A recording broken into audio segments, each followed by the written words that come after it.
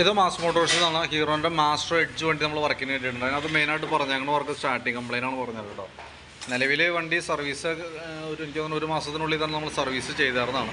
അതിനുശേഷം വീണ്ടും starting complaint പറഞ്ഞ് വന്നതാണ് വണ്ടിയാണ്. അപ്പോൾ നമ്മൾ സർവീസിൽ കാർബറേറ്ററിൻ്റെ ഭാഗം നമുക്ക് അഴിക്കേണ്ടി വന്നില്ല. ഓൾറെഡി ആ സർവീസിൽ കംപ്ലയിൻറ്റ് പറഞ്ഞിട്ടുണ്ട്, സ്റ്റാർട്ടിങ് ഇടയ്ക്ക് കംപ്ലയിൻറ്റ് പറഞ്ഞിട്ടുണ്ട്.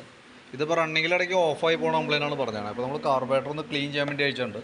പരമാവധിയും കാർബറേറ്റർ അഴിച്ച് ക്ലീൻ ചെയ്യാതിരിക്കാനാണ് നമ്മൾ ശ്രദ്ധിക്കുക. കാരണം എന്ന് വെച്ചാൽ ഇപ്പോഴത്തെ പെട്രോൾ ആ രീതിയിലുള്ള പെട്രോളാണ്. ഇതിപ്പോൾ അഴിച്ച് ക്ലീൻ ചെയ്ത് സ്വാഭാവികമായിട്ടും ഇനി ഓവർഫ്ലോ വരാനുള്ള സാധ്യത വളരെ കൂടുതലാണ്. പക്ഷേ കംപ്ലയിൻറ്റ് പറയുമ്പോൾ സ്വാഭാവികമായിട്ടും നമുക്ക് അഴിച്ച് നോക്കാണ്ട് മാർഗ്ഗമില്ല.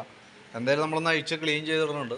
പ്രത്യക്ഷത്തിൽ നമ്മൾ ടെസ്റ്റ് ഡ്രൈവ് നടത്തുന്ന സമയത്ത് വേറെ കംപ്ലയിൻ്റ് ഒന്നും കിട്ടുന്നില്ല എന്നുള്ളതാണ് ഏറ്റവും വലിയ പ്രോബ്ലം.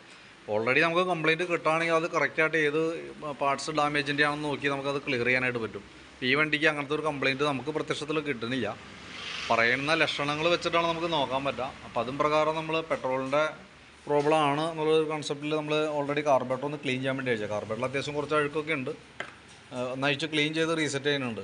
ഇതിൻ്റെ പ്രോബ്ലം ഓവർഫ്ലോ വരാനുള്ള സാധ്യത 90%. അപ്പോൾ അങ്ങനെ കംപ്ലയിൻറ്റ് കാണിച്ചാൽ നമുക്ക് കാർബറേറ്റർ മാറ്റി പുതിയത് വെക്കേണ്ടതായിട്ട് വരും കേട്ടോ.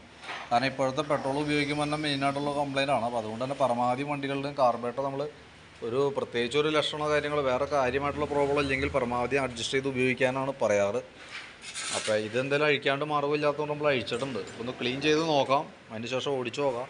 കംപ്ലയിൻറ്റ് കാര്യങ്ങൾ എന്തെങ്കിലും ഉണ്ടെങ്കിൽ നോക്കിയിട്ട് അതനുസരിച്ചിട്ട് ഇൻഫോം ചെയ്യാം. നമുക്ക് കംപ്ലയിൻറ്റ് കിട്ടിയാലാണ് ശരിക്കും കംപ്ലയിൻറ്റ് നമുക്ക് ക്ലിയർ ചെയ്യാൻ പറ്റുള്ളൂ കേട്ടോ. അത് ചില കംപ്ലയിൻറ്റുകൾ അങ്ങനെയാണ്, നമുക്ക് പ്രത്യേകിച്ചൊന്നും ചെയ്യാനില്ല അതിനകത്ത്. ഓൾറെഡി കംപ്ലയിൻറ്റ് നമുക്ക് ചെക്ക് ചെയ്യുമ്പോൾ കിട്ടിയാലാണ് നമുക്ക് അതനുസരിച്ച് ക്ലിയർ ചെയ്യാനായിട്ട് പറ്റുള്ളൂ. ഓക്കെ, അപ്പോൾ ഞാൻ എൻ്റെ ഡീറ്റെയിൽസ് ഇപ്പോൾ വർക്കിന് വേണ്ടി അയച്ചപ്പോൾ അതിൻ്റെ ഡീറ്റെയിൽസ് ഒന്ന് അപ്ഡേറ്റ് ചെയ്യുന്നുള്ളൂ. വർക്ക് കംപ്ലീറ്റ് ആയിക്കുമ്പോൾ കോൺടാക്ട് ചെയ്തോളൂ കേട്ടോ.